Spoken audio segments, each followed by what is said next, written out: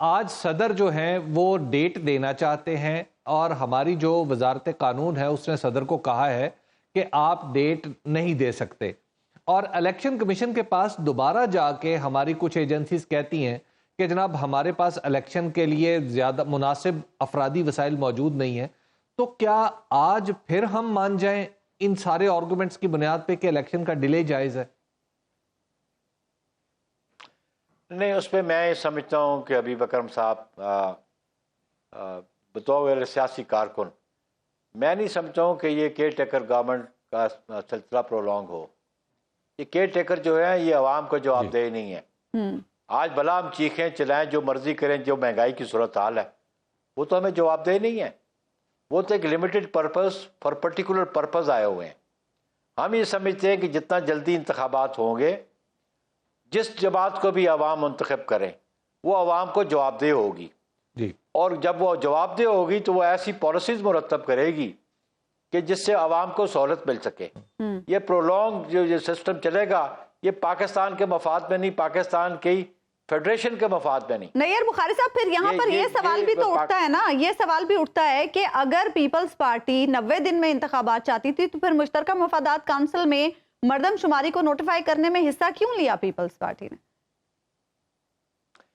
دیکھیں وہ جو ادھر ڈیٹا دیا گیا، جو فراہم کیا گیا، اس کی وضاحت فارمر چیف منسٹر سندھ نے کل بھی کر دی. انہوں نے اپنی سی میں بھی کی. وہ انہوں نے کہا کہ ان کو یہ انڈرسٹینڈنگ تھی کہ یہ جو سینسس ہے اس میں کوئی زیادہ ویریشن نہیں ہے، اور آپ یہ بھی سمجھ لیں کہ اگر نئی ڈیلیمیٹیشن کی بات ہے وہ معاملہ سب جوڈس ہے اب سپریم کورٹ میں جی. اس لیے لیٹ دی ججمنٹ کم، کیونکہ کچھ آرٹیکلز ایسے ہیں جو 51(5) کی پروویژنز ہیں وہ بھی مد نظر رکھنی پڑتی ہیں، الیکشن ایکٹ کی پروویژنز ہیں وہ بھی ہیں، اور پھر وہ یہ سمجھا جاتا ہے کہ کیونکہ سیٹس میں ان کی تعداد نہ بڑھائی جا سکتی ہے نہ کم کی جا سکتی ہے.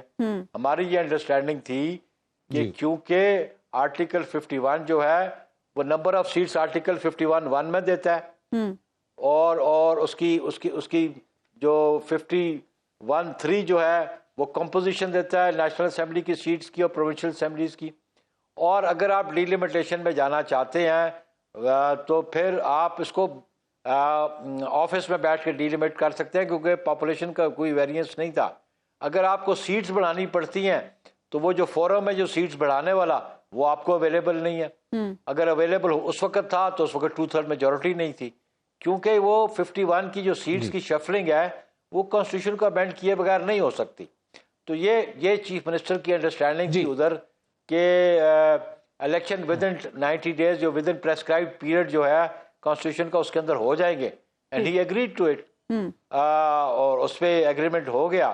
ہم سمجھتے ہیں کہ سبارڈینیٹ لیجسلیشن سے سپریم لا کانسٹیٹیوشن ہے اور اس کو امپلیمنٹ ہونا چاہیے.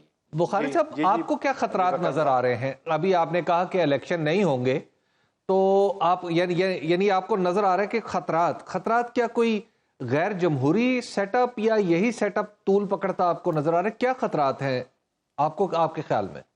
دیکھیں جی، ہم تو غیر جمہوری سیٹ اپ کو بالکل اس پہ ایگری نہیں کریں گے، کیونکہ پاکستان پیپلز پارٹی اس آئین کی خالق جماعت ہے، اور اس آئین کے لیے پاکستان پیپلز پارٹی نے بہت ساری قربانیاں دی ہیں، اور ہم سمجھتے ہیں کہ ہم سسٹم کی کنٹینیوٹی پہ بلیو کرتے ہیں. اور یہ بنیاد بھی پاکستان پیپلز پارٹی نے 2008 سے 2013 تک رکھی. اب تک ہم بلیو کرتے تھے کہ ایک سیولین گورنمنٹ سے دوسری سیولین گورنمنٹ کو پاور ٹرانسفر ہوئی. چیزیں حبیب اکرم صاحب اس ملک میں سیاست میں چیزیں ریفائن تب ہوگی جب یہ سسٹم کی کنٹینیوٹی ہوگی، سسٹم میں کنسسٹنسی آئے گی. اگر یہ بریک ڈاؤن ہوگا تو پھر جو پہلی تاریخ ہے آپ کی وہ آپ کے سامنے ہے. تو پولیٹیکل پروسیس میں پارلیمنٹری سسٹم اسٹرینتھن نہیں ہوتا. پارلیمنٹری سسٹم اسٹرینتھن تب ہوتا ہے اس کی کنٹینیوٹی رہے. ہاں، انریسٹ عوام میں ضرور ہے، وہ ایسی انریسٹ ہے کہ اس کو بالکل نوٹس لینا چاہیے گورنمنٹ کو، الیکشن کمیشن کو، تاکہ ہم لوگوں کو اس اضطراب سے نکال سکیں. اسی لیے پیپلز پارٹی نے کہا کہ الیکشن ڈیٹ دی جائے یہ جو تاکہ لوگوں کو یہ حوصلہ آئے. جی جی بخاری صاحب، یہ جو اضطراب ہے یہ بنیادی طور پہ معیشت سے پیدا ہوا ہے، معیشت کی خرابی سے پیدا ہوا ہے. آپ نے 1.5 سال حکومت کی ہے اور آخری بجٹ میں آپ کی پارٹی بھی شامل تھی جس نے آخری بجٹ کو منظور کیا ہے. تو یہ تو سارا ایسا نہیں لگتا کہ اب آپ لوگوں کو سامنے آ کے ذمہ داری بھی لینی چاہیے اور اس کے ساتھ ساتھ آگے کا راستہ بھی دکھانا چاہیے؟